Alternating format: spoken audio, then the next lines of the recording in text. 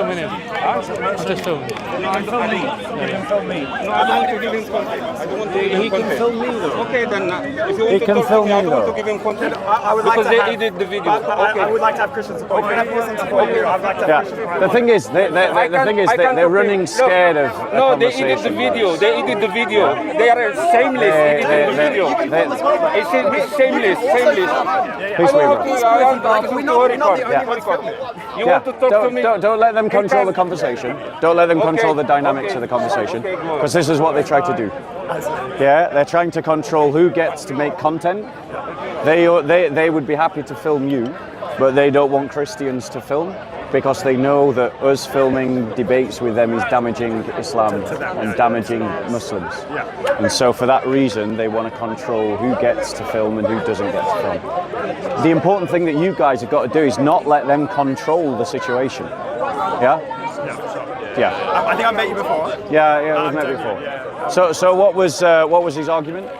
He was trying to say that the Bible is contradicted because John the Baptist, they didn't know who he was, and they thought he might have been Jesus, which is a very fickle argument. But it's like they didn't know whether they were unsure whether he was the Messiah. What they understood him to be an important person, but they didn't understand. They thought he might have to been what importance, is he?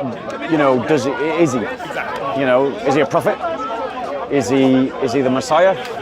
And at the time in the first century, some Jews thought that the prophecy in Deuteronomy 18:18 was just a reference to another prophet rather than a messianic prophecy. So some Jews thought, that prophet is a different prophet from the Messiah. Right. Okay. Yeah. And I think there's quite a clear reason. So with John the Baptist preaching and the explanation you get from a lot of the Old Testament, there's the sense that when the Messiah comes, there's going to be judgment, the powers are going to be overthrown, and so John the Baptist might think if Jesus is the Messiah, that there would then be, that the end of the world would then happen. So it makes sense that he would then have questions when he's thrown in prison. Because he's got a culture that's expecting a certain kind of person. I think what he was trying to say is because John the Baptist declared Jesus as the Messiah, and then someone else asked him if he was the Messiah, that's a contradiction. They didn't have social media, they could just film it and send it around, and word gets around slowly. And word gets muddled. It's like... Well, John the Baptist declares Jesus the Messiah, but that doesn't mean that John the Baptist might not have questions. He might not have doubts. I proclaim that guy the Messiah. Say hello to Peace be with you, Uncle. God bless. God bless. It's very much more that there was a lot of people talked a lot around then, and rumors went around everywhere. Yeah. So the fact that he declared Jesus as the Messiah doesn't mean that everyone automatically. In fact, Jesus is quite subtle in his ministry. But one of the things that you're going to find here, guys, is that Muslims will try to control the narrative, and they'll try to control the direction of the conversation, and they'll try to control what kind of answers are acceptable to them. They'll try to say what kind of answers you can give them. You've got to not fall into the trap of letting them control the dynamics of the discussion. Yeah, for sure. Yes and no questions. Yeah, and yes and no questions are used to sort of hem you in. Well, I'd ask him. They're used to back you into a corner. I'd ask him a question that he couldn't answer. So. Yeah. I asked him why God let the Torah be corrupted, and he's like, "Who am I to know the mind of God?" I was like, "Well." Well, I mean, this is the point. If they can appeal to that kind of answer, so can you. Exactly. Yeah. And then if they complain when you do it, they're you did it. Well, if it's acceptable for you to do it, why isn't it acceptable for me to do it? Yeah. You know what I'm saying? Yeah. So it's about learning the art of discussion. It's about learning the art of debate in this place. For sure. Yeah. Anyway, I'm going to go and do some talks. More than welcome to listen, or you're more than welcome to continue with what you're doing. Well, I mean, they came up to us. So. Yeah. The thing is, like, are you actually recording this? Yeah. So the thing is, the Muslims like Sam Dawah, who's that person that was talking to you, right? The Christians who come down to the park regularly have beaten them in argument. So now they're only looking for new faces, and they're looking for young, impressionable men. Right? That's who they're looking for. Now, I'm not saying that you're impressionable men. but you're new faces and you're young. And they think they can, yeah. And they think that they've got an easier ride debating you guys than they've got debating us. So that conversation started was because he was in a conversation with a Christian and he ran away, and then he went straight to her. And I said to her, "Hang on a sec, why did you run away?" Shall we just move over there a bit? Let's move over there a bit. Muhammad. It wasn't that guy there, it was another guy. And I said to him, well, hang on a sec, why did you run away from a Christian conversation that you were having, and you went and you tried to prey on someone that was clearly vulnerable, and he started saying, why are you running away to her? I was like, you literally just ran away from someone else. Yeah. And then he started going at me with all these questions. Well, you haven't answered my question. Yeah. Like, Because the thing is that especially the Muslims that come down here regularly, they've got a mindset that says that we need to dominate. Sure. And that comes across in the way they do conversation as well. And it doesn't work on anyone that's got a sense of themselves or a sense of their own mind. But the sad truth is there is a percentage of people who come down here who don't have a strong mind, don't have a strong sense of themselves. They are malleable, they are someone who can be easily influenced. And those are the people that they're getting week in, week out. And they know it. And they know it. And so if they're debating a strong Christian, it's wasting their time. for sure. Yeah? And also the debates that they've had with the Christians in the corner, they've been losing.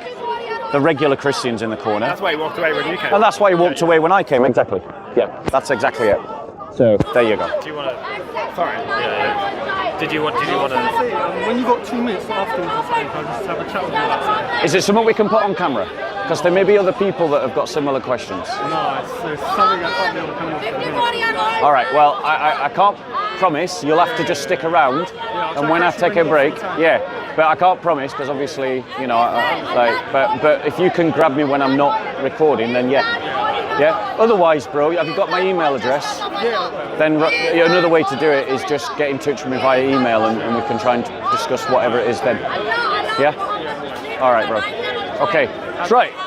Can I ask you a question though? Yeah. Like, I noticed I've watched some of your videos, and you have mentioned about the church not being trained well enough to defend their faith. Yeah. And I'd have a question that actually an atheist had asked me. It's not a Muslim, so to do with Islam. I was wondering what your answer might be. But if someone asked you, I'm sure you've got it loads of times, how can you be sure the Bible is true when there are hundreds of thousands of religions out there? How would you combat that? Well, the first thing that I would say is, the first thing that I would do is try to correct the assumption.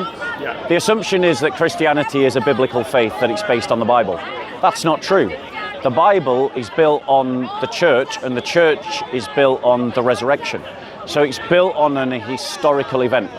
So the question is, if the resurrection is true, it's game over for all of the religions. Absolutely, Paul says that. Yeah. And if the resurrection is not true, then all of us as Christians are just wasting our time, you know? I'm going to stand this way and then I can face everybody. You know, if the resurrection's not true, then all of us as Christians are wasting our time. So in answer to that, I would firstly correct that assumption, and then I'd start to get them involved in a discussion about the resurrection and a historical conversation about the resurrection. That's how I would work about that answer. Yeah.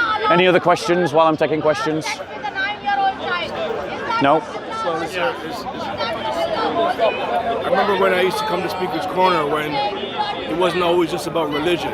People were discussing all kinds of topics, but it seems to be a lot of it is mostly now today is about religion. Yeah. Is there any way that we can have a discussion, particularly with your topics, but without the religion component? Well, I'm here to talk about Christianity, so you're coming to the wrong shop if that's what you're looking for. Well, last week you were talking about progressive. Yeah, but I'm critiquing progressive politics from a Christian worldview. So I'm saying that Christianity is better than liberal modernity and is better than liberal progressive politics. But I'm doing that by offering Christianity as the alternative to that. What's your definition of a liberal or a progressive? So, well, I mean, you've got classical liberalism.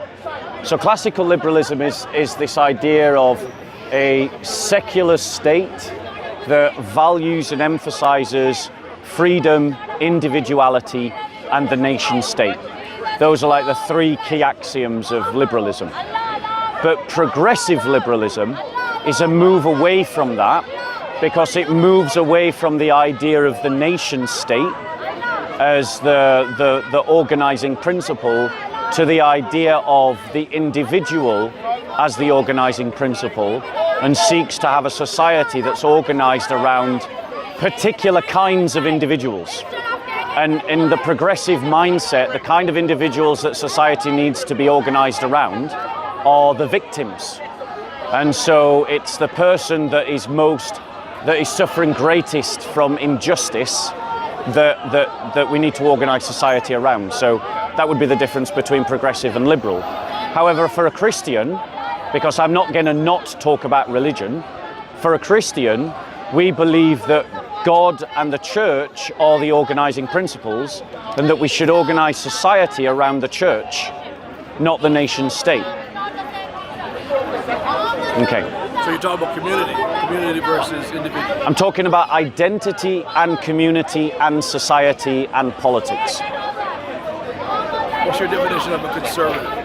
I'm not interested in what a conservative is, but conservatives tend to be people who want to maintain that which is. They want to conserve, you know. But I think, is it Edmund Burke? Is that what I'm thinking of? Yeah, he's a classical British conservative. Yeah, so he was born in Ireland, born in Dublin, British citizen. He talked about conservatism.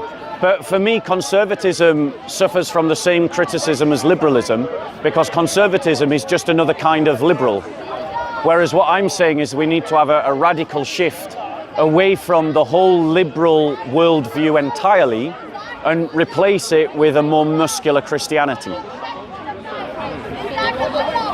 And what that looks like the nation state serving the church. What that looks like are laws being made according to Christian values. And the mythos that unites the people being based on Christian doctrines. And that's what, you know, we need to replace liberalism with, because liberalism, whether it's conservative, progressive, or classical liberalism, or you know, all of it has failed. All of it has failed.